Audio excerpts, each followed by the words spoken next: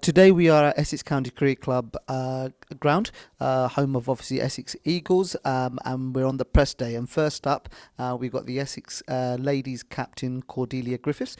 Cordelia, tell us a little bit about your cricket journey. Well, I started playing cricket at the age of 9. I got into it, I started playing at my local club, Loughton. My dad was my cricket coach, Frank Griffith. He played professional cricket, so that's how I got into it firstly. But yeah, it's been an amazing experience playing cricket all my life. It's just taken me around the world to many different places, to Dubai, to South Africa, to Holland. It's just been amazing. But yeah, and I'm still enjoying it today, so just carry on playing. The women's cricket in Essex has grown strength for strength. As captain, what's the team's aspiration for the season ahead? Well, we've got a really good bunch of girls and some talented players as well. So we're really looking to be pushing for promotion in both forms of the game, both the T20 and the 50 over formats. We're looking to improve on. We had a really good season last year, but towards the end. So now we're really looking to build upon that and to take us into promotion into Division 1 for this season. And yourself, you've had a great journey of cricket, obviously playing for England in age group cricket. Yes. What's your personal aspirations for the season ahead? Personal aspirations just to keep performing, to looking to score some big runs and to so really just build some partnerships with the girls at Essex and also in the England development stuff. To score some big runs, to look positive out on the pitch, and just to impress the selectors and make sure that I'm just scoring runs really. I suppose finally you're balancing a degree at Durham University and obviously playing cricket. What are the challenges and how are you coming across and I suppose balancing the two? Yeah, it can be difficult at times, especially with exams coming up. But I think that the cricket is a bit of a break as well. It just gives me a chance to do something I enjoy outside of my studies. But ultimately, just getting that balance. But the two can happen both side by side, and you don't have to give up one for the other. So I think doing both has allowed me to become an all-round sort of better person anyway. Yeah, and final question for me, there's a lot of young aspiring female cricketers hopefully going to be viewing in. What would your message be to them? Just enjoy cricket. Just enjoy playing. You don't have to choose your studies or choose the cricket. You can do both. Just keep playing and enjoying. And the women's game is so prevalent these days, and it's up and coming. So just try and get involved as much as possible. Brilliant. Thank you very much, Cordelia. Cheers. We've got Hannah Jeffrey, who is the vice captain of Essex ladies team. Hannah, tell us a little bit about your cricket journey to date. Well, it all started because of my older brother. I started playing cricket in Kent, which was where my parents live, because of him.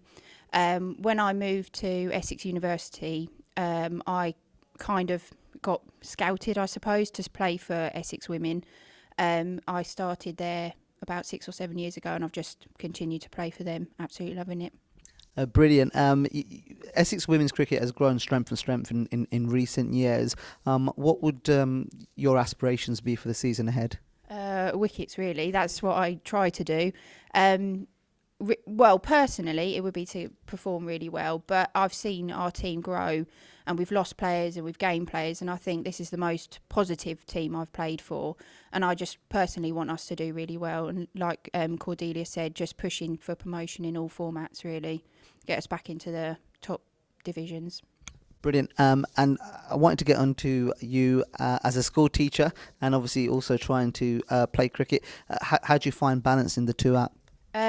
It's easier than I thought, to be fair. I'm lucky enough to get all my summer holidays off, which is lovely. But when I'm teaching and playing, it's easy because I love cricket and I love teaching, and I get to go back and tell my class about how well we've done or not so well when I go back into class. And I mean, they love hearing about it as well. So I do enjoy it, yeah. I was going to come on to that. So obviously a little bit of a role model towards your student. Do you try to bring cricket into the classroom, maybe use scenarios for maths, etc., etc.? All the time. I do teach my class PE, so I do take them out and do PE and cricket with them a lot.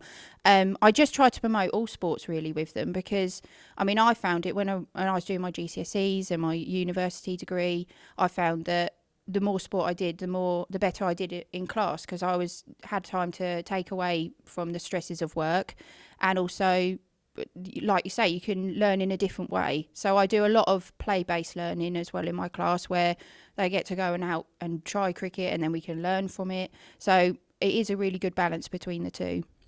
Fantastic. And finally, I know Cordelia sort of threw the question out, so I'm going to send it to you, especially as a teacher and a role model. There's one message you'd like to give young and aspiring, or hopefully potential young female cricketers. What would that be? Just give it a go. Like, I think that's what we all did. We all did it because of our brothers or sisters or friends, and they just gave it a go. It's not an easy sport to learn and play, but once you get into it, it is the most amazing sport. I mean, 2020, 50 overs, you can watch test match. All formats are just fun. So just give it a go, I'd say. Brilliant. Thank you, Hannah. Okay. Next up, we've got Natalie, who's the Essex Women and Girls Manager and Development Officer. Natalie, first of all, share your cricket journey with us. Oh, I started playing when I was little. My dad got me playing as soon as we could walk, really. And then there wasn't really much about when I was little, so I played a little bit for a local club, and then kind of left the game for a long time when I went to uni, which I think is quite common.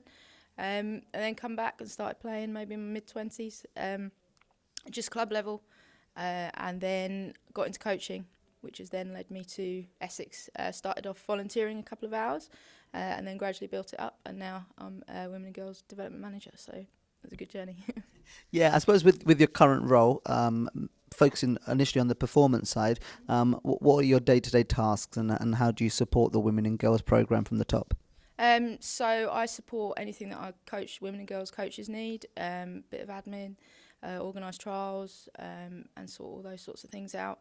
Come the season, the coaches are very efficient, so there's not too much I have to do, but just helping out here and there with what's needed, sorting kit out and helping today with press day and stuff like that.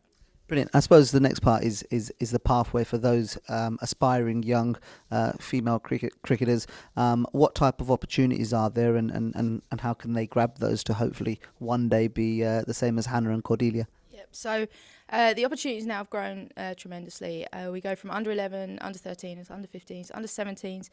We have an EPP squad, and then that leads into the women's squad. Trial numbers have gone up like crazy in the last couple of years, through Chance to Shine, through works that local communities have been doing. It's been really good. And increasingly we've had a lot of people from the East London area, which is really good to see, because before those numbers were really low. So from under 11s, they can trial. There's development squads as well, so there's double the opportunity to get involved in the Essex setup, and hopefully we'll see more again this year. Brilliant. I suppose the last question, you touched on East London, and obviously for those young aspiring female cricketers, where are the training facilities normally held in East London, and ultimately do they contact you to get involved with the system? Yeah, so anyone can get in touch with me, or anyone in the team really, if they're interested, and we can pathway them to a club. We have lots of other things around as well. So, for example, we have hubs. We've got one at Lister at the moment for year 7 and 8 girls. So that's to give them a bit more opportunity to play outside of school and bridge that gap between schools and county. We have some street chart sessions, which are run around Newham and Barking and Dagenham. And we have lots of clubs in the area. So we've got Wanstead, we have Woodford Wells, we have Harold Wood, to name a few, and there's plenty more. So yes. Thank you very much for your time, Natalie. Hugely appreciated. Next up, we've got Ronnie Jackson from the Essex Disability Cricket Programme. Ronnie, tell us a little bit about your cricket journey to date. Oh, well, I started when I was around 9 years old. I went to a disability school called Corbett's Tay, and there was a cricket charity called Cricket for Change. They came, they found me, and they said start going to some of the training sessions. So as I started to go to training sessions, I got picked for Essex. Went to Essex around about 10 years old, and then from there on, I started to play better standard cricket. And then last year went to tour to Australia with England, and we won 5-1. So yeah, very, very good journey so far for me. Yeah, brilliant. It's a great journey so far. Ronnie, Essex Disability Cricket has grown strength for strength over the years. What's the team's aspirations for the season ahead? We we hope to win it. Basically, I think we're good enough to win our division group, which is probably very tough. Probably 3 best counties in the country, and then we will get promoted. Hopefully, win our semi-finals and finals, and and win the win it. Yeah, basically. Brilliant. And I suppose we spoke about the team aspirations, and you mentioned your journey with Essex to England, or from school Essex to England. What are your personal ambitions, aspirations for the season ahead? I hope to get runs and wickets, and hopefully for every team I play for, whether that's Essex England club, to play as well as I can and win stuff, win like trophies and all that. So yeah. Brilliant. And my final question, you've had a phenomenal journey in with cricket. If there were young aspiring potential cricketers who are facing disability and challenges, what advice would you give them to get involved with cricket? Don't be shy, just play cricket and enjoy it. I mean, that's what it's about, taking part and enjoying the game. Brilliant. Thank you very much, Ronnie. Cheers, mate. We're back at Essex County Cricket Club, and we got 4 of the Essex first team stars from Arian Akram, Kishan Villani, Asha Zaidi and Feroz Kushi. I suppose first question to Arian Akram. Tell us a little bit about your cricket journey to date. Okay, so played a bit of cricket just at Joe's Cricket School, and from there Joe suggested that I join a club, join Ronan Valley, played a bit for Essex. I've played for Essex pretty much all the age groups from 9 years old, so just working my way up the ranks, and now finally got a sort of first team contract, so just trying to obviously work hard and push for first team place.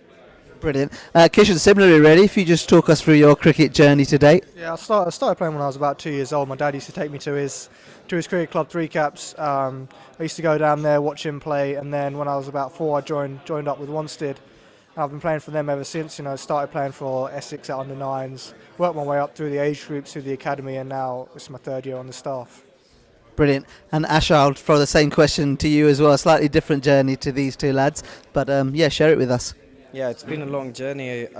This will probably be my 13th, 14th years in first class cricket. Obviously played a lot of cricket in Pakistan before I moved to England. Played for Sussex for the last couple of years, got released by the end of the last year. I think I'll be quite grateful for Essex to give me the opportunity. Looking forward to the season as well, yeah. And finally, Feroz, who's recently just come through the academy. Share us your journey to date.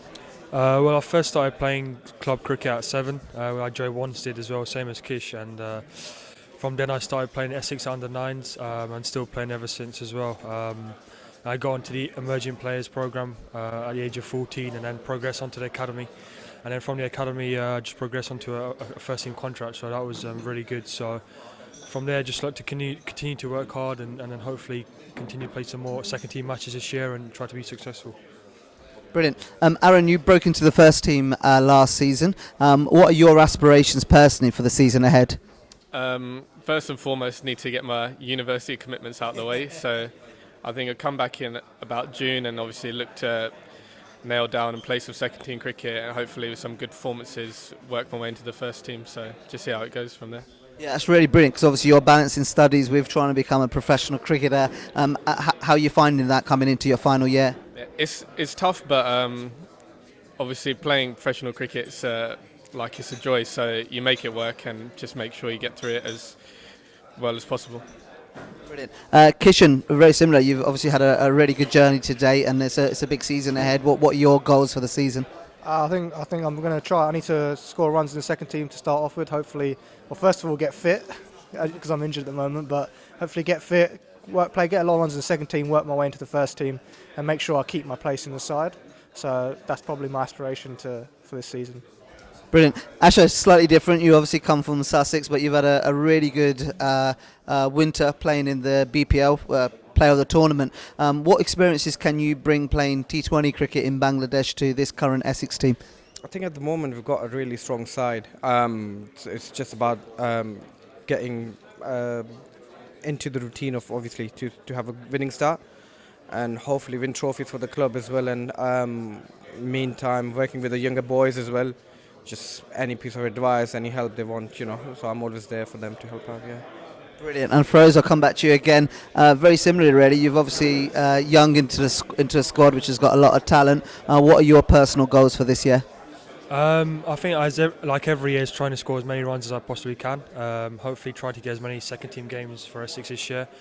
And put in a lot of good performances and potentially a first team game in the mid-season, maybe back end of the season. So for me, looking to really stay fit as well, stay strong and healthy, and looking to put a lot of good performances in the air and see how it goes from there. Brilliant. I suppose my final question to you guys would be, there will be young aspiring cricketers all around inner London and across the world. What would your one piece of advice be to them? Aaron first? I'd just say enjoy it and make sure you work hard. To be honest, as long as you're enjoying yourself, you'll get better and opportunities will arise. So just make sure you take them. Brilliant. Kitchen? I think it's just just getting out there. I think there's a lot of opportunities to play cricket nowadays. So I think just go out there and have fun. Take those opportunities, and there are pathways now in place for you. If you want to progress higher on. Brilliant. Asha? I think the boys summed it up nicely. It's about enjoying the game that you love, play with the passion as well, and but make sure when the opportunity comes you nail it, because that could be your one and only chance as well. So. Fantastic. And Feroz? I'd say just try and enjoy as much as you possibly can. Whatever opportunity you do get, make the most of it. Really try not to give up. Always give your 100%. Always be committed to what you do and try to have a smile on your face when you do it as well. We've now got Essex cricketer Ravi Bopara. We're very fortunate to have him. Ravi, I suppose the first question is, talk us through your cricket journey. Well, my journey has been from a youngster. My dad used to play a little bit of cricket in the park, so I sort of used to go along with him, and I fell in love with the game really from there. And from there he said to me, "Do you want to join a club?" I said, "Yeah, why not?" And Hainault Cleo was the club that I joined, and ever since then, it's been brilliant. I went to Essex trials when I was 11, in fact, and I remember not getting in at 11, and then I got in at the under 12s, and ever since then it's just been upwards. Getting a contract with Essex at the age of 16 after scoring a few runs for Essex under 16s and that sort of stuff. So, yeah, it's been a good journey from there, and going on playing for England has been very nice. It's been a wonderful career. Cricket's given me so much in my life. So yeah, I'm married to cricket. I suppose I'll come on to the next question, because you come to a stage now where you've been given the captaincy for the limited overs. Assume that's obviously a huge honour. What are the team's aspirations for the season ahead? Well, the aspirations are to win a trophy. We haven't won a one-day trophy for a while, and it's sad and it's frustrating as well, because we had such a good one day side not even long ago. A few years back when Ronnie was playing. We used to dominate one-day cricket, so it's about time we got back to that. Start dominating one-day cricket, start winning matches, start winning trophies. Yeah, you've obviously got the experience side now. We've obviously the likes of Jesse, recruited Asha, who just recently played in the Bangladesh Premier League, and yourself obviously played quite a lot of cricket for England, and obviously in the winter played some more T20 cricket. What experiences can you and the guys bring from playing in other tournaments? Well, when you go and play in tournaments like that, you learn so much about moments in the game, what bowlers to bowl at the right time, that sort of stuff. That sort of stuff around captaincy you do learn, and how to deal with players as well. When you meet so many different cultures and so many different players in different ways, it grows you as a person as well, and you find out so much about people and human beings in general. So I've learnt a lot there, and hopefully I can bring that experience. Brilliant. I suppose I've got to come into it, but your own personal aspirations for the season ahead. I hope the England journey hasn't quite ended yet. No, definitely not. The day I stop wanting to play for England is probably the day I should retire. So, I'd always want to represent England. So, yeah, let's perform well and hopefully get there. I suppose my final question is, if you were to give one piece of advice to one of the youngsters watching who has aspirations of playing cricket, be it on the park or their local club or for Essex or England, what gem of advice would you give them? Oh my God! I would say keep Test cricket. learn to play red ball cricket, because that sets you up for the basics of everything. So that will help you in T20 cricket as well. So learn the basics of the game through red ball cricket. Brilliant. Thank you very much. We're back at the county ground, and this time I'm very, very happy to say we've got John Charles, who's the academy director. John, first question I suppose is really about your own personal cricket journey to date. Well, it's been a long one, but a very enjoyable one. I was lucky enough to play 22 years in the game and a couple of caps for England, and now have the responsibility of finding the future players for Essex County Cricket Club, which is a wonderful but sometimes challenging work, but it's very passionate for me. Brilliant. I suppose that's where I'll go on to next is the pathway. There's been some serious talent from Alistair Cook onwards in regards under your reign as academy director. What's the stereotypical pathway for a young aspiring cricketer to get onto the academy? Well, we're trying to expand that on a year-to-year basis because we know only too well that there are many opportunities for us within London. We have many areas there, as well as East Anglia. So a lot of pool to choose from. So it's very important for us that we offer the main pathway being through the emerging players, which is our sort of under 12s to under 14s, and then them being ID'd potentially to come onto the academy. But we also know that we have late developers and players out there that we might not have seen. So it's vital that we find new pathways for them. Brilliant. I suppose a big season ahead for those youngsters. There's a lot of talent out there. What are your personal aspiration goals for those young talented individuals for the season ahead?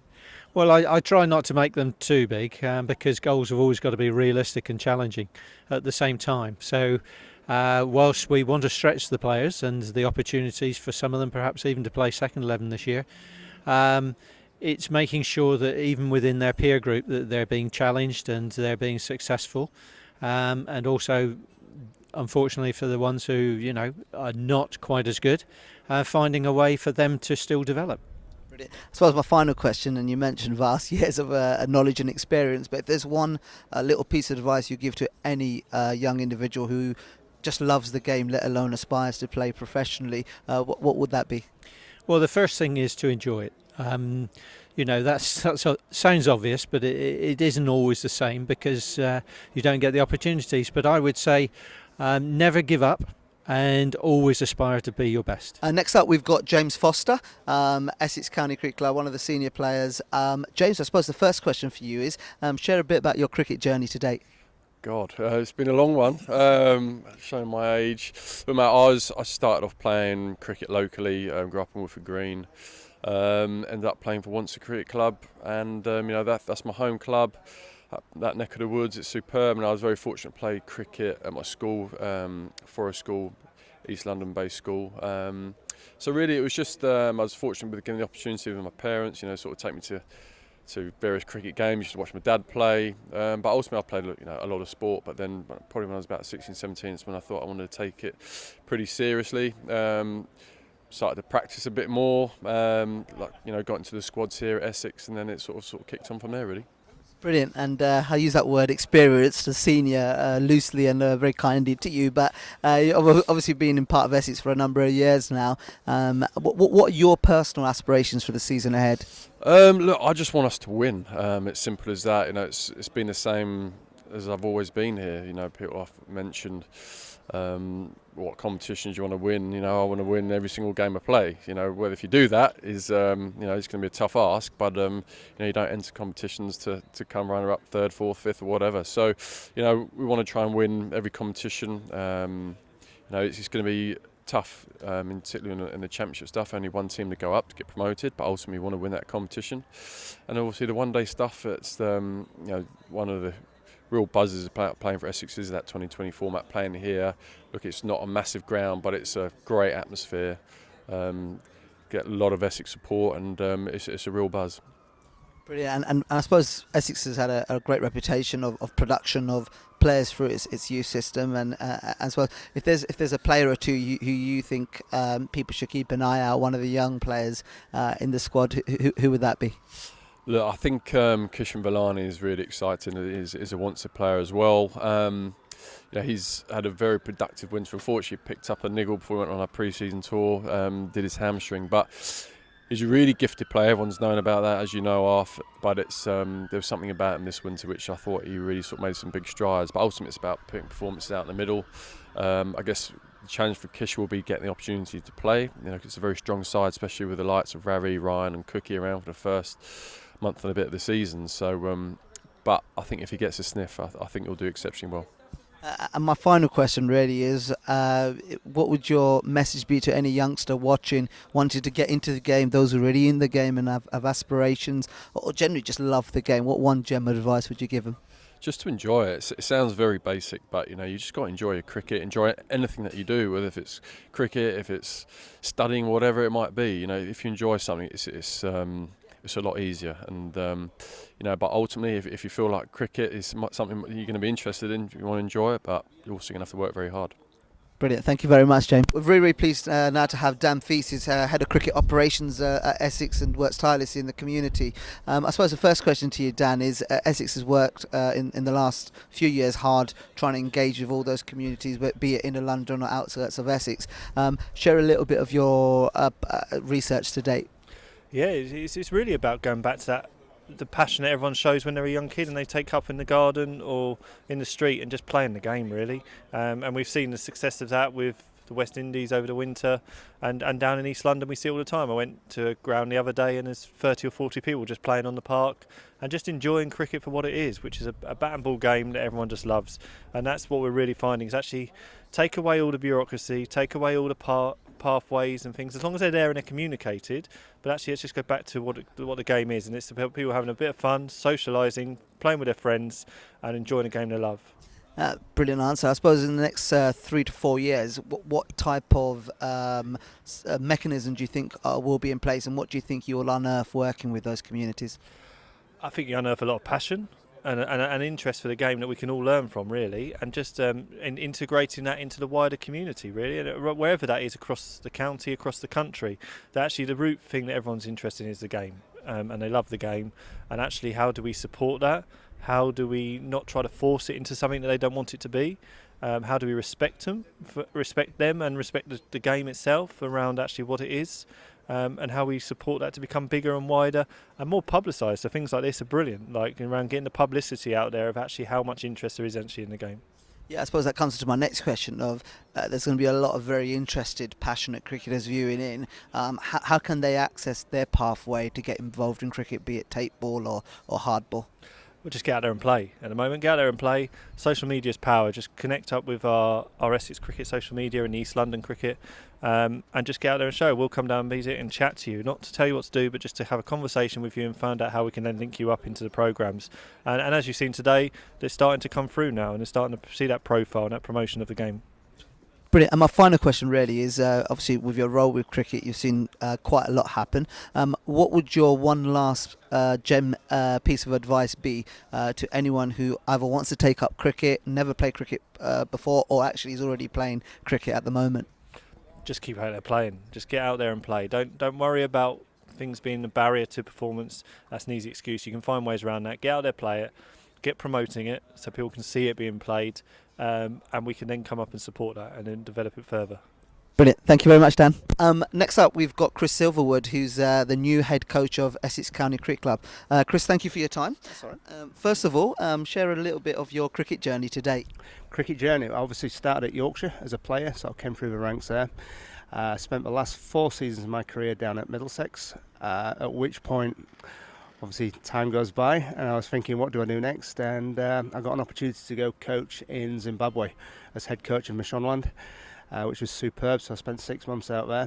Then I got a call from Essex to come back, and you know what I mean. So I obviously started as a bowling coach here, onto second team coach, assistant coach, and head coach now.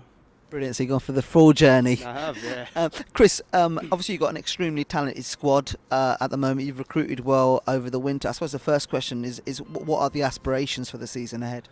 Well, I think, obviously we want to get promotion and win one-day trophies as well. So, we're of the mindset of that every game is a must-win game. And I think if we take that mindset sort of moving forward, then it should hold us in good stead, really, for every competition. Brilliant. And we spoke about the squad, and I suppose there's a multitude of talent there. And from our viewers' perspective, in most are from inner London or inner cities, be it across the globe. There's a real core of cricketers that have come from 30 miles from Chelmsford. How important is it to support that programme? Well, it's massively important. As it's great that we've got the guys there. Your Kish, your Brownies, Dan Lawrence's, all Porters, all these guys. But equally moving forward to the future as well. It's a huge catchment area for us, and we've got to continue the hard work that the guys are doing in making sure that our presence is felt in that area. And obviously there is a route through for people as well, which they can see. That will give them access to county cricket, really. So they can see the way forward, and it gives them a chance. Brilliant. I suppose my final question to you, Chris, is as head coach of Essex, what is your one little piece of advice, your little gem you'd give anybody, regardless of if they want to go in the performance or whether they just want to play cricket in their garden? Well, the one thing that sort of always struck me really was we all have dreams. You look forward to whatever it is you want to do. So I would say allow yourself to dream and dream big, but more importantly, have the courage to chase that dream. And it's, I've lived by that mantra, and it's done me well. So, brilliant, Chris. Thank you for your time.